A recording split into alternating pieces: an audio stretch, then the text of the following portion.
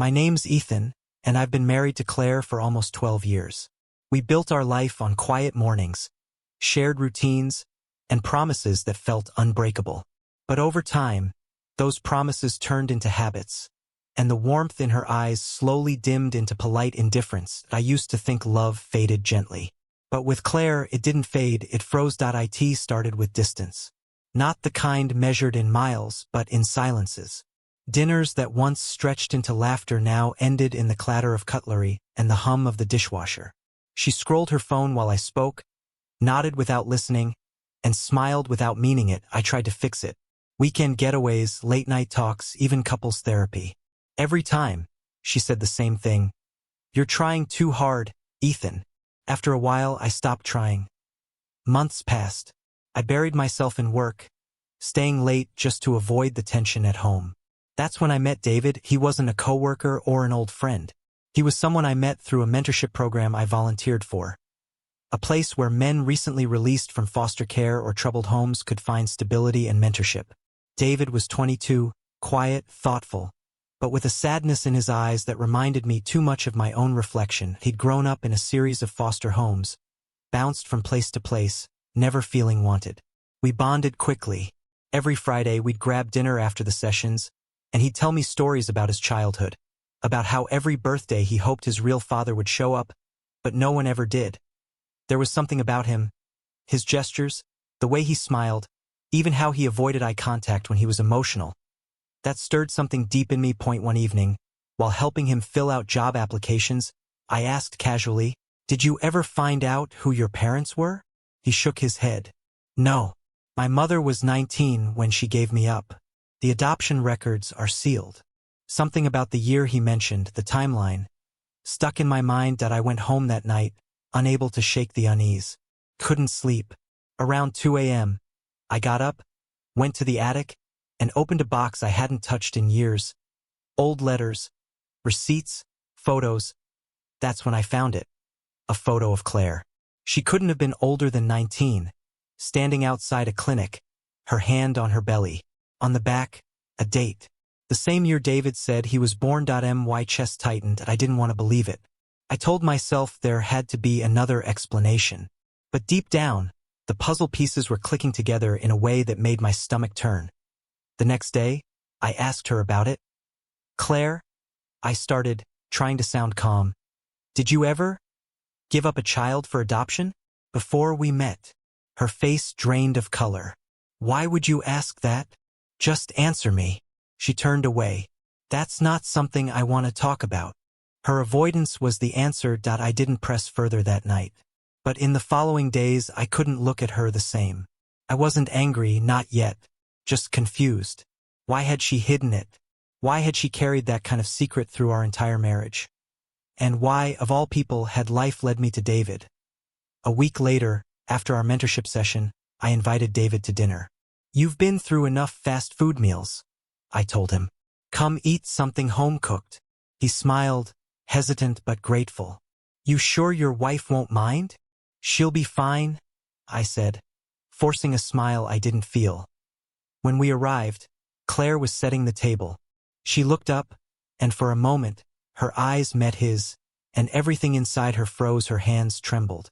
The plates slipped from her grasp, shattering on the floor. "Claire," I said softly. Her lips parted, but no sound came out. Her eyes filled with tears, and she whispered something so faint I barely heard it. "David," he blinked, confused. "Yeah. Do I know you?" She stepped back, shaking her head, covering her mouth. Then she screamed. A sound so raw and broken it made the air feel heavy. David looked at me, startled. "What's happening?" I just stared at her, heart pounding, as everything I suspected began to feel terrifyingly real. The silence that followed her scream felt endless. Only the faint clinking of broken porcelain filled the space between us. Claire staggered backward, gripping the counter as if it were the only thing keeping her upright. Her breathing was shallow, uneven. "Ethan," she whispered, tears trembling on her lashes. "What have you done?" I didn't answer. My throat was too tight to speak. David stood there, caught between confusion and fear. Did I do something wrong? I'm sorry if... No, I said quickly. You didn't do anything wrong. But Claire... She looked at him like she was seeing a ghost. And maybe she was. Her knees buckled, and she sank into a chair. Her voice came out cracked, barely more than a breath. He shouldn't be here. Why not? I asked, even though I already knew. Because, she said, her words breaking apart. He's my son. The words hit the air like thunder. David froze. His mouth fell open, and a nervous laugh slipped out, as if denial could make it untrue. What are you talking about? Claire covered her face with her hands. I was 19, scared, alone. My parents sent me away to a clinic in another state. I thought he'd have a better life. Her voice crumbled that I looked at David. His wide eyes, his shaking hands, and all I could see was the same lost expression I'd seen 100 times before when he spoke about never being wanted. He wasn't just any kid I'd mentored. He was hers, he was ours to find. David stepped back, disbelief painted across his face. You're saying you're my mother? Claire nodded slowly. Sobbing into her palms, I stood there, torn between empathy and betrayal. 12 years of marriage, and not once had she whispered a word of this. Not in the late-night confessions, not in the moments she claimed to trust me most. All those nights of silence suddenly made sense. She wasn't just distant. She was haunted. David's voice broke through my thoughts. Why now? Why didn't you ever try to find me?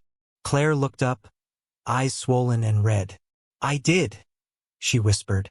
Every few years I checked, but they sealed the records. I told myself you were happy, that it was better if I didn't interfere. He shook his head slowly. You thought that would make it easier? You think it was easier not knowing why I wasn't enough to keep? Her sobs deepened.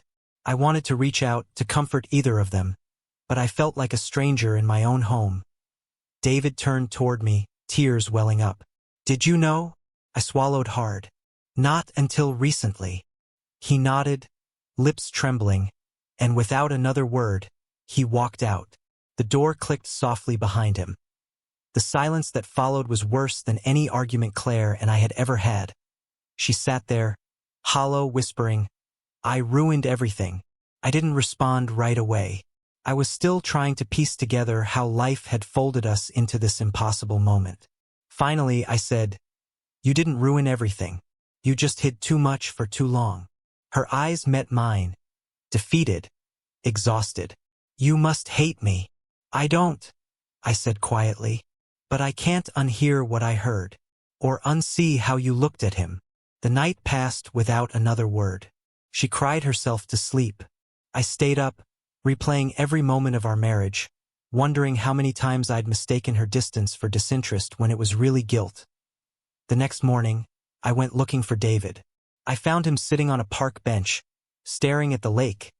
He didn't look at me when I sat beside him. You okay? I asked softly. He exhaled shakily.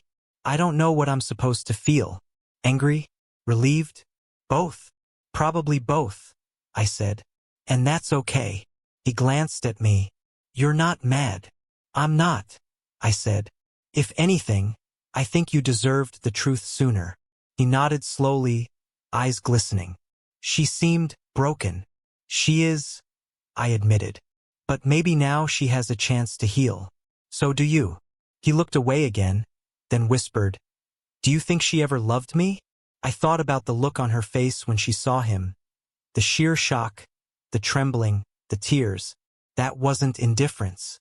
That was a wound reopening after decades. Yes, I said. I think she never stopped. For a long time, neither of us spoke. The sun began to rise over the lake, painting the water in gold. It was quiet, peaceful. The kind of quiet that doesn't hurt. That night, when I got home, Claire was sitting on the couch, holding an old photo of a baby wrapped in a blue blanket. She looked up, eyes tired but soft. Did you see him? She asked. I did, I said. He's angry, but he's listening. She nodded, a small, trembling smile forming. Maybe that's enough for now. I sat beside her. For the first time in years, The silence between us didn't feel like a wall. It felt like space. Empty, but waiting to be filled. Sometimes the truth doesn't destroy you. It just clears the fog you've been living in. And in that quiet, painful clarity, I realized some strangers aren't meant to stay strangers forever.